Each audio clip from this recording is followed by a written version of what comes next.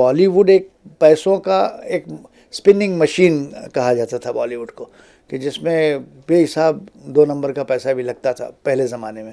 देखिए, इसमें 2-3 मूल चीज़ें हैं। एक तो ये कि बॉलीवुड का attraction for more than one reasons. One is that by itself it is glorify किया हुआ बॉलीवुड की जो अट्रैक्शन है कि बॉलीवुड बड़ा पुरकशिश एक धंधा है, जहाँ पर क्रेज़ है इतना बॉलीवुड का, लोगों की दीवानापन बॉलीवुड के लिए। तो एक तो ये था। दूसरा ये था कि बॉलीवुड एक ऐसी इंडस्ट्री थी, बाद में बिल्डर्स एक इंडस्ट्री ऐसी बनी आहिस्ता आहिस्ता मुंबई जैसे शहर में।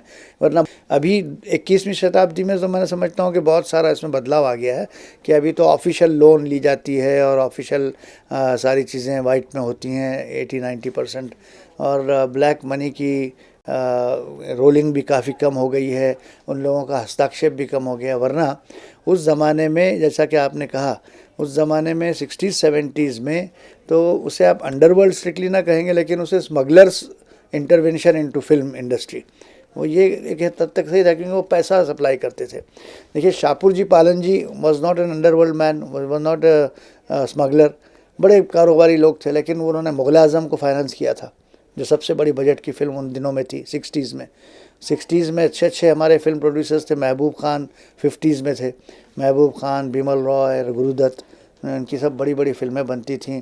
तो और मद्रास की बहुत सारी फिल्में बनती थी, MGR की। तो उस ज़माने में कहीं ये चीज़ें नहीं नज़र आती थी। उसके बाद जैसे जैसे दशक 70 का दशक गया, फिर 80 का दशक गया, उस वक्त सब ठीक ठाक चल रहा था। 90s से, as I told you, probably there was active participation of underworld people। कोई कहता था दाऊद का पैसा है, कोई कहता था किसी और का पैसा है, कोई कहता था शकील का, कोई कहता सालिम का, या और कई सारे नाम सुनने में आते थे, राजन का कहते थे।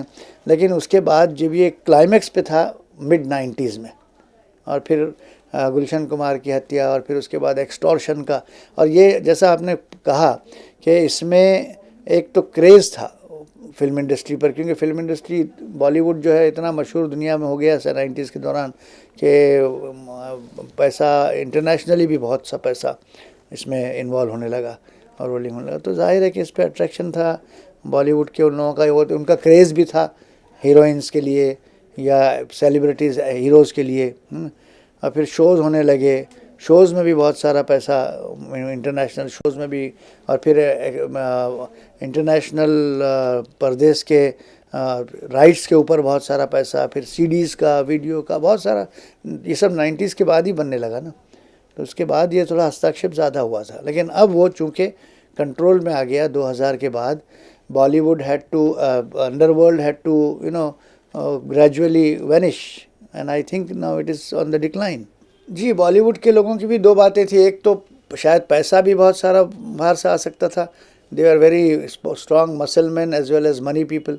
एंड सेकेंडली डर, और ज़्यादा मुझे लगता है डर का एलिमेंट, कि मैं अगर मैं सेलिब्रिटी हूँ तो मैं इनकार नहीं कर सकता। अगर मुझे किसी ने कहा कि भाई फ़लाँ की फ़िल्म साइन कीजिए या फ़लाँ की फ़िल्म साइन न कीजिए, सो 10 में से 1 या 2 ही होगा जो प्रोटेस्ट करेगा, या 1 या 2 ही ऐसे होंगे जो रिफ्यूज़ करेगा।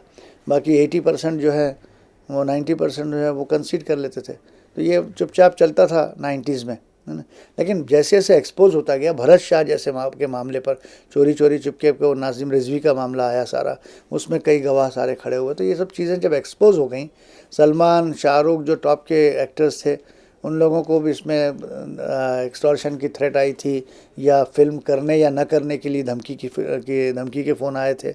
ये जब चीज़ें सारी एक्सपोज हुई, तो उसके बाद से ये मामला फिर ठंडा होने लगा। चोरी चुपके का मुकदमा फैसला हो गया, और उसके बाद मुझे ऐसा लगता है कि डिक्लाइन शुरू हुआ। और अभी जब हम 2008 में हैं, तो बॉलीवुड के इंटरफियरेंस में बड़ी सारी कमी आई है। बॉलीवुड अंडरवर्ल्ड के इंटरफियरेंस में बॉलीवुड पर बहुत कमी आ गई है अभी।